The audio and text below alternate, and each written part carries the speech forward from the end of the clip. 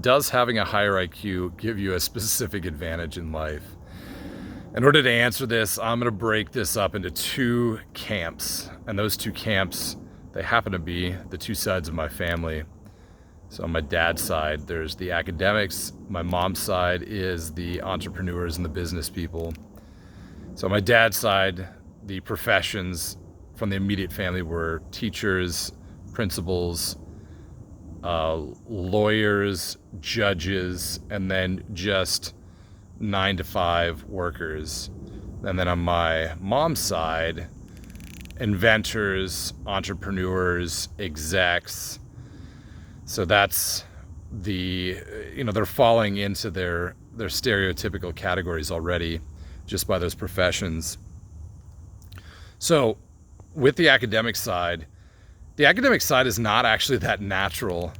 So in our society, at age 6, you start off going to school, and in America we go from kindergarten to middle school to high school, and then if you want to do college, or you're able to do college, you do that until you're about 22, or if it takes you longer, whatever. And that's the first degree.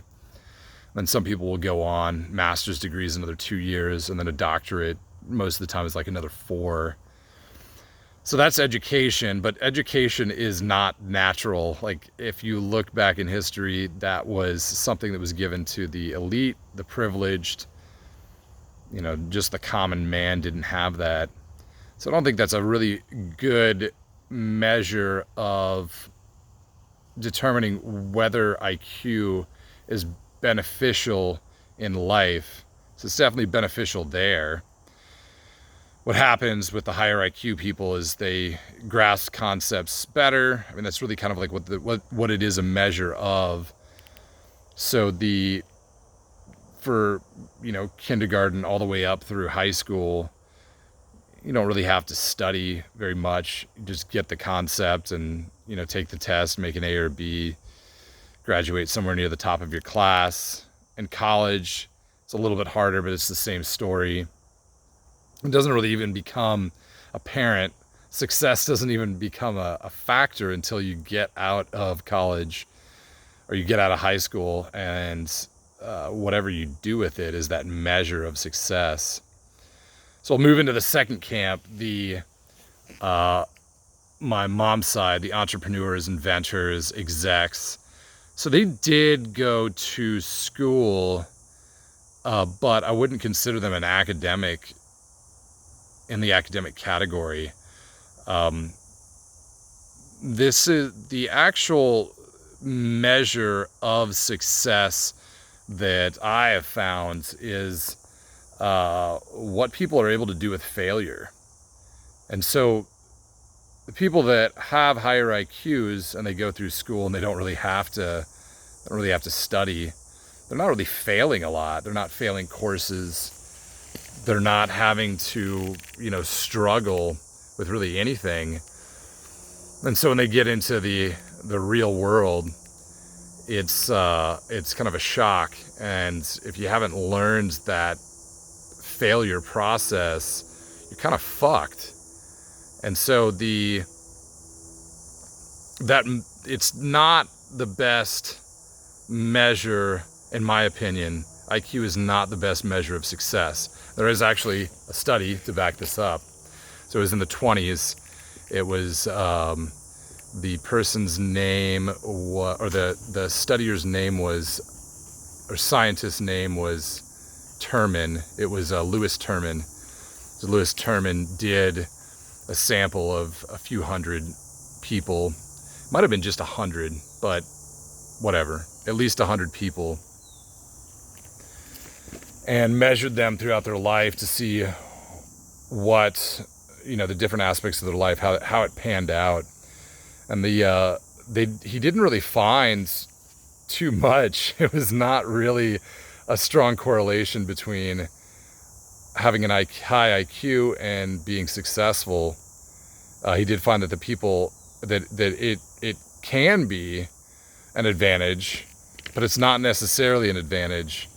And what led to that was that people with higher IQs, they tend to suffer from more mental illness, have more addictions. That comes with the territory with mental illness. And so it's just like in a video game, you're given a high stat in one area and then you're given a handicap in another area. And what I think this really comes down to is overthinking. And the people with higher IQs, they tend to think all the time and overthink things. And so if you overthink things to death, you get no work done. There's no action done at all. And so you're left doing just a menial job. I remember watching a video years ago. I don't even know if it was on television. Like if I had to guess, it was something like Dateline had a video about it, and they followed, different people with different IQ levels. And I remember it was one guy that had a really high IQ, and when they went to interview him as an adult, he didn't have much of a career, didn't really make much of himself. And as they're interviewing him, I'm like, dude, this guy's a lazy slob. Like, how is he, this person that's supposed to have, I don't know, it was like 160 IQ plus. How does that work out? I really think that, and that is a thing. As you read the business books, you find out that the people that had a lot of success, they generally tend to be in the middle range of IQ. And so the middle range of IQ, it gives you I think it gives you the best chance of success. And that's because you don't overthink things, you don't second guess yourself, and there is the principle that people that are dumber tend to think that they're smarter. And so if you're average IQ and you think you're the best, you're gonna get somewhere. Whereas the people with a higher IQ, they tend to not want to look stupid, not want to seem stupid, not want to feel stupid, because they're always that's why they're always second guessing themselves.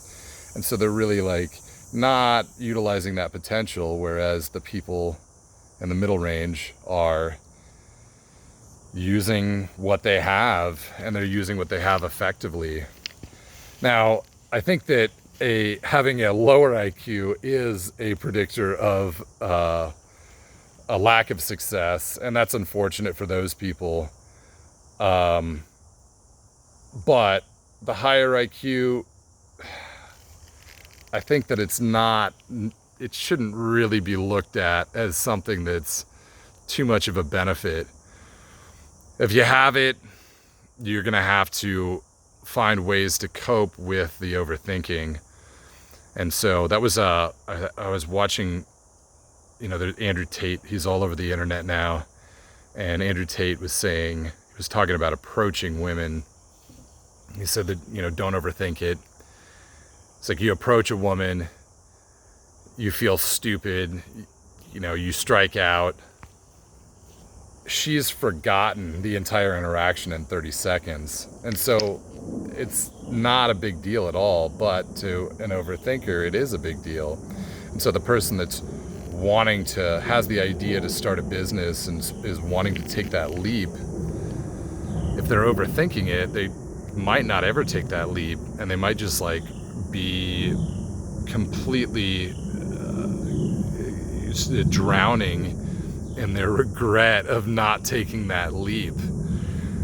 So yeah, I don't think that there really is a definitive answer on whether IQ is a determining factor of success or gives you a particular advantage. I think that it's just one scenario that if you have it, you're going to have to work through the downsides of it, and you're going to have to utilize the upsides of it. And that's the case with the other brackets as well, your middle bracket and then your lower bracket. So that's my thoughts. Thanks for tuning in, and I'll see y'all next time.